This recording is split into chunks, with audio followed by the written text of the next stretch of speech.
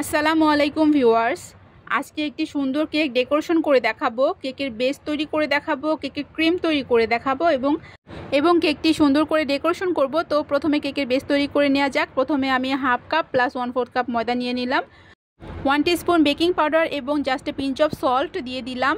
এবার ছাঁকনির সাহায্যে সব শুকনো উপকরণগুলো চেলে নিলাম। ডিমের সাদা অংশ এবং ডিমের কুসুম আলাদা করে নিয়েছি। এখানে 3টি ডিম রয়েছে, 3টি ডিমের সাদা অংশ এবং কুসুম আমি আলাদা করে নিয়েছি। এবার ইলেকট্রিক বিটারের সাহায্যে ডিমের সাদা অংশ বিট করে নিচ্ছি। কিছুটা বিট করার পর এরকম ফোমি ভাব হয়ে আসলে এখানে আমি 1/3 কাপের মতো সুগার অ্যাড করব। তবে সুগারটা আমি 2 ধাপে অ্যাড করব। প্রথমে কিছুটা পরিমাণ সুগার দিয়ে ইলেকট্রিক বিটারের সাহায্যে এভাবে বিট করে নিচ্ছি। তারপর আবার কিছুক্ষণ পর বিট বন্ধ করে আবারও সবটুকু সুগার দিয়ে দিব। তারপর আবারও বিট করে নিব। এভাবে বিট করতে করতে ডিমের সাদা অংশ ফোমিভাবে পরিণত হয়ে যাবে, একটা ক্রিমি ফোমি স্ট্রাকচারে পরিণত হয়ে যাবে। তো আমার বিট করে নেওয়া হয়ে গিয়েছে। এবার আমি বিটারটা বন্ধ করে দিব, ইলেকট্রিক বিটারটা। তো দেখতেই পাচ্ছেন। এবার আমি দিয়ে দিয়েছি ডিমের কুসুম এবং 2 টেবিল চামচ পরিমাণ কুকিং অয়েল দিয়ে সব কিছু আবারও ইলেকট্রিক বিটার সাহায্যে মিশিয়ে নিব, বিট করে মিশিয়ে নিব। জাস্ট 10 সেকেন্ডের মতো সব কিছু মিশিয়ে নিলেই চলবে। তো আমার সব কিছু মিশিয়ে নেওয়া হয়ে গিয়েছে। এবার আমি শুকনো উপকরণগুলো ছাঁকনির সাহায্যে ডিমের ম্যারাঙের ওপর এভাবে ছেঁকে নিচ্ছি। এবার হ্যান্ড উইক্সের সাহায্যে এভাবে ঘুরিয়ে ঘুরিয়ে সব কিছু একসাথে মিশিয়ে নিচ্ছি। আবারও কিছুটা পরিমাণ শুকনো উপকরণ চেলে নিলাম। এবার হ্যান্ড উইক্সের সাহায্যে ঘুরিয়ে ঘুরিয়ে সব মিশিয়ে নিচ্ছি। ডিমের ম্যারাঙের সাথে ময়দাটা মিশিয়ে নিলাম। ছাঁকনির সাহায্যে ময়দা বা শুকনো উপকরণগুলো এভাবে চেলে দিলে কিন্তু কেকের বেটারটা অনেক বেশি স্মুথ হয়। তো এই তো স্প্যাচুলা দিয়ে দেখিয়ে দিয়েছি কেক বেটারের ঘনত্বটা ঠিক এরকম হতে হবে, দেখতেই পাচ্ছেন।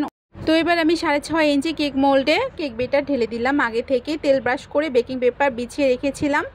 তো এবার স্টিক দিয়ে ঘুরিয়ে দিলাম কেক বেটারের ভিতরে। তো বেকও হয়ে গেছে আমার কেকটা। ক্রিম তৈরি করে নেব। এখানে 2 কাপের মতো ক্রিম রয়েছে। আমি ইলেকট্রিক বিটের সাহায্যে বিট করে শুরু করেছি।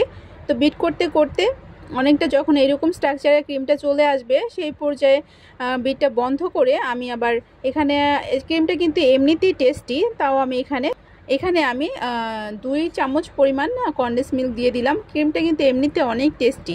তো আপনারা চাইলে এখানে আরও পরিমাণটা বাড়িয়ে দিতে পারেন, কনডেন্স মিল্কের পরিমাণটা বাড়িয়েও দিতে পারেন, আবার কমিয়েও দিতে পারেন। ক্রিমটা কিন্তু এমনিতেই টেস্টি। আমি জাস্ট ইয়াম্মির সাথে করার জন্য এখানে কনডেন্স মিল্ক ইউজ করেছি, অ্যাড করেছি। তো আবারও কিন্তু বিট শুরু করেছি কনডেন্স মিল্ক দেওয়ার পরে। তো এভাবে বিট করে নিতে হবে। বিট করতে করতে ক্রিমের ঘনত্বটা বাড়বে এবং ক্রিমটা অনেকটা স্টিফ হয়ে আসবে। সেই পর্যায়ে আমার বুঝতে হবে যে আমার বিট করে নেওয়া হয়ে গিয়েছে। তো অনেকক্ষণ বিট করেছি, 5-6 মিনিট বিট করে নিলেই এখানে ক্রিমটা তার পারফেক্ট কনসিস্টেন্সিতে চলে আসে। তো ঝাঁকিয়ে দেখিয়ে দিচ্ছি ক্রিমটা কতটা স্টিফ হয়েছে। এবার কেক ডেকোরেশন করব। কেকটা মোল্ড আউট করে নিয়েছি। এবার বেকিং পেপার তুলে নিলাম। ব্রেড নাইফের সাহায্যে কেকটাকে 2টি লেয়ারে আমি ভাগ করে নিলাম। আপনারা চাইলে আরও বেশি লেয়ার করতে পারেন। আর হচ্ছে গিয়া এবার আমি সুগার সিরাপ দিয়ে দিচ্ছি। সুগার সিরাপ দিয়ে সমপরিমাণ পানির সাথে সমপরিমাণ সুগার অ্যাড করে মিক্স করে এই সুগার সিরাপটা তৈরি করে নিয়েছি। কেকের প্রথম লেয়ারে সুগার সিরাপ দিয়ে দেওয়ার পর এবার ক্রিম লাগিয়ে নিলাম প্যালেট নাইফের সাহায্যে। এবার কেকের শেষের লেয়ারটি দিয়ে দিলাম। আবারও সুগার সিরাপ দিয়ে দিচ্ছি কেকের উপরের লেয়ারে। এবার আবারও ক্রিম লাগিয়ে পুরো কেকটিতে ক্রাম কোট করে নিব। প্যালেট নাইফের সাহায্যে এভাবে ক্রিমটা লাগিয়ে নিব। তো এইভাবে কেকটা ঘুরিয়ে ঘুরিয়ে কেকের সাইডেও ক্রিম লাগিয়ে নিব, কেকের সারফেসও এইভাবে ফিনিশিং করে নিব। তো এবার একটা পাইপিং ব্যাগের সাহায্যে রোজ নোজেলের সাহায্যে আমি কেকের উপরে আবারও ফিনিশিং করার জন্য ক্রিম লাগিয়ে নিয়েছি। এবার আবার প্যালেট নাইফের সাহায্যে কেকের ক্রিমের ফিনিশিং করে নিচ্ছি। তো ফিনিশিং করাটা কিন্তু প্র্যাকটিসের উপর নির্ভর করে, যে যত বেশি প্র্যাকটিস করে তার ফিনিশিংগুলো তত বেশি সুন্দর হয়। তো এবার আমি চেরি ফুলের ডিজাইনের ফ্লাওয়ার তৈরি করছি রোজ নোজেলের সাহায্যেই। তো ফ্লাওয়ারগুলো দেখে আপনারাই কমেন্টস করে বলবেন কেমন হয়েছে। তো একটি একটি করে আমি চেরি ফুলগুলো তৈরি করে নিচ্ছি। এখানে রোজ নোজেলের সাহায্যে কিন্তু ছোট সাইজের রোজ নোজেলের সাহায্যে আমি এই ফুলগুলো তৈরি করে নিচ্ছি। ফুলগুলো প্র্যাকটিসের উপরেই নির্ভর করে, যে যত বেশি ফুল তৈরি করার প্র্যাকটিস করে তার ফুলগুলো তত বেশি সুন্দর হয়। ছোট সাইজের রোজ নোজেলের সাহায্যে আমি ফুলগুলো তৈরি করে নিয়েছি এবং নিচের দিকে বর্ডারেও আমি এই নোজেলের সাহায্যে আমি এরকম ডিজাইন করে নিচ্ছি।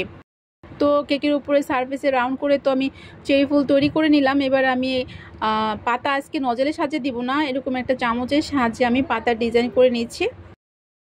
এই পাতাগুলো কিন্তু দেখতে অনেক সুন্দর লাগে, পেইন্টিংয়ের মতো লাগে।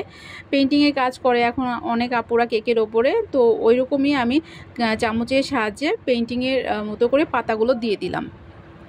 তো পাতাগুলো দেখতে অনেক সুন্দর লাগছে। আমি আরও কিছু সুগার বল দিব, প্রতিটি ফুলের মাঝখানে কিছু সুগার বল দিয়ে দিব, কালারফুল সুগার বল দিয়ে দিচ্ছি। এটা দেখতেও কিন্তু অনেক সুন্দর লাগছে এটা দেওয়ার পরে। তো কেকের সারফেসের ওপর মাঝখানেও কালারফুল সুগার বল দিয়ে দিয়েছি।